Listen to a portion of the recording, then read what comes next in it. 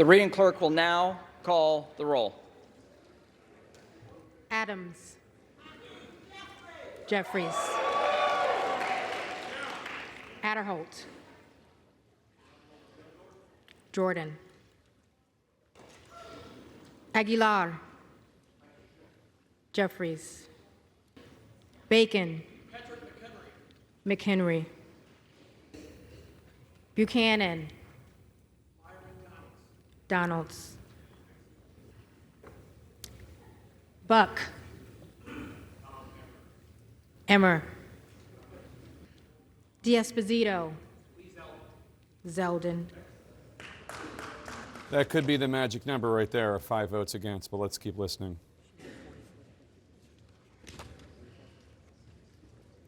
Diaz-Balart. Scalise.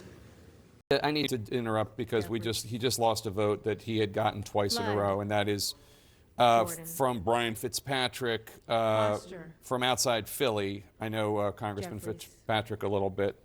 We root for the Eagles together, and he has he's from a Biden district, I believe. He's part of the Problem Solvers Caucus. He's a moderate Republican, one of the few left, and he has been voting along the party line all along for McCarthy, for Scalise, for Jordan, and he just voted for Patrick McHenry. And I should note, this is the third vote for Patrick McHenry. We've had two people who voted for McCarthy before, Bacon, Jeffries, and I think DeReamer. And now we have Brian Fitzpatrick flipping from Jordan to McHenry. The trend away from Jordan and toward McHenry is clearly deliberate, Lamborn, particularly by the two new votes that we heard, including Jeffries, from Tim Kaine, or excuse me, Tom Kaine. He voted for McCarthy, but we also heard Jen Kiggins, who voted for McCarthy in previous votes, switched to McHenry, as did others in Biden districts. I want to bring in Charlie Dent as we continue to listen to your former colleagues vote again today, Charlie Dent.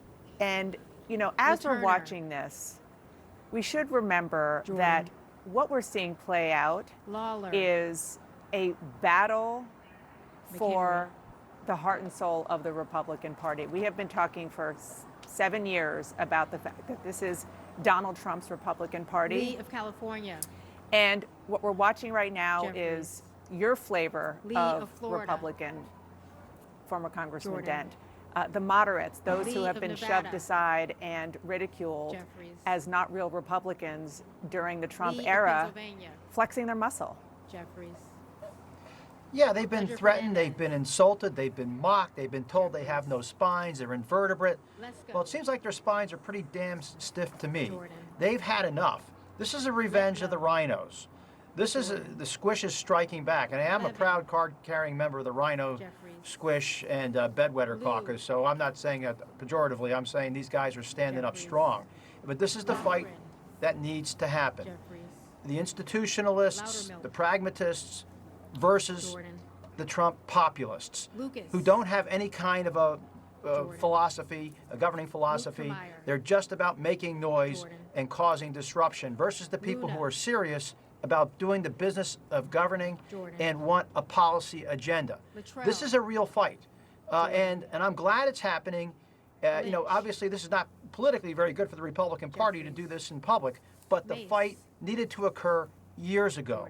It is happening now, and I think that the fact that you saw Brian Fitzpatrick flip and Molinaro and Tom Kaine Jr., these are all good, solid people who are part of that governing wing.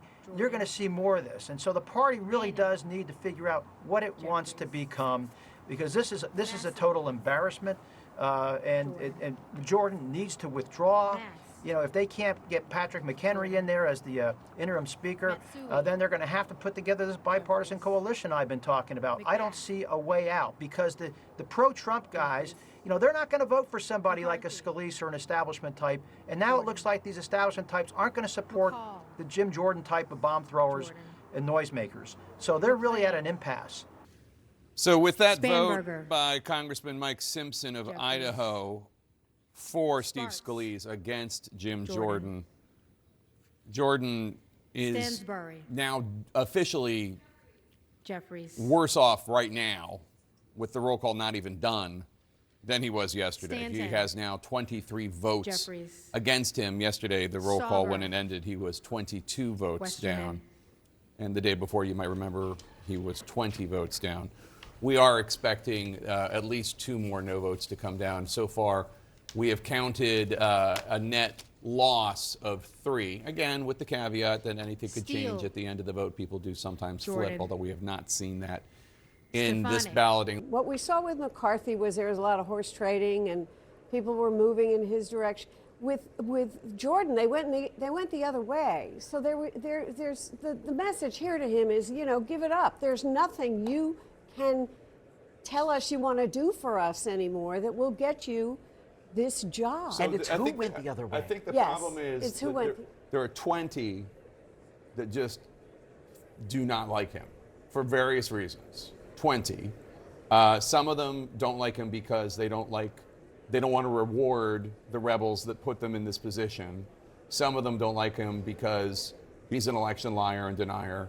Some of them don't like him because they think he's just toxic and the wrong symbol for the party. And those 20 are just where they are. Yes. And then the ones that have since grown to join that group, the other 5 are like, well, these 20 aren't budging, so we need to move on.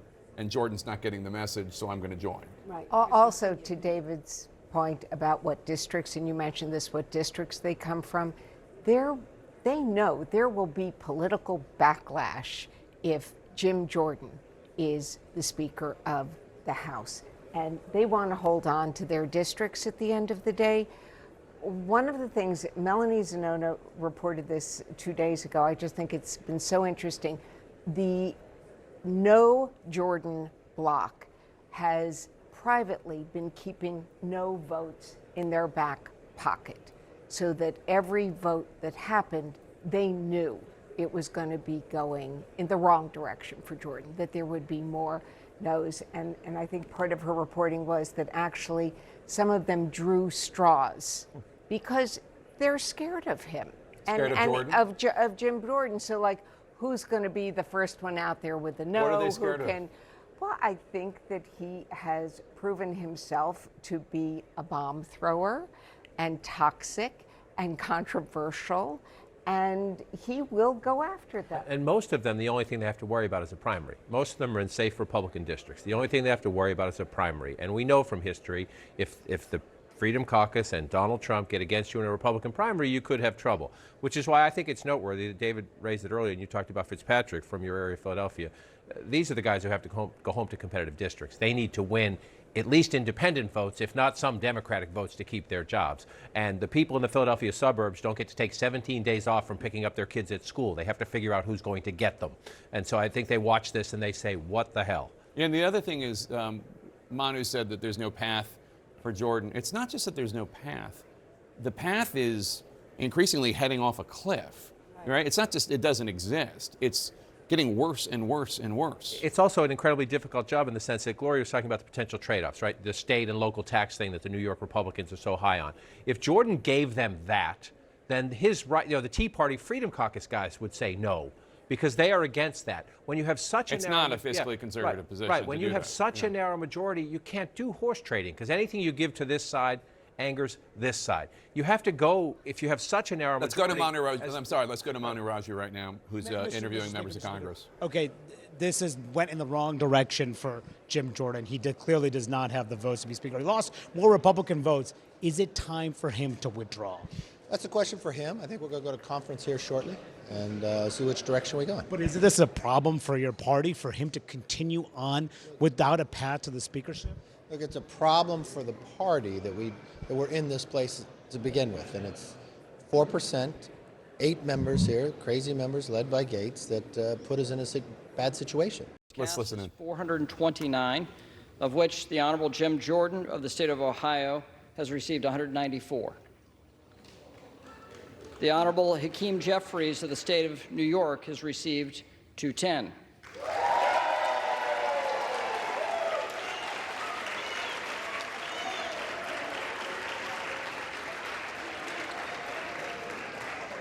The Honorable Patrick McHenry of the state of North Carolina has received 6. All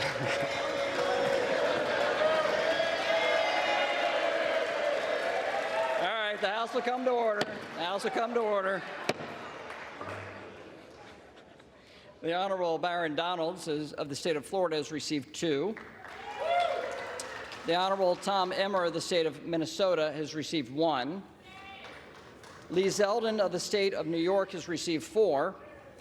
The Honorable Steve Scalise of the state of Louisiana has received 8. The Honorable Mike Garcia of the state of California has received 1. The Honorable Kevin McCarthy of the state of California has received 2. The Honorable Bruce Westerman of the state of Arkansas has received 1. No person having received a majority of the whole number of votes cast by surname, a speaker has not been elected. Pursuant to Clause 12A of Rule 1, the chair declares the House in recess, subject to the call of the chair.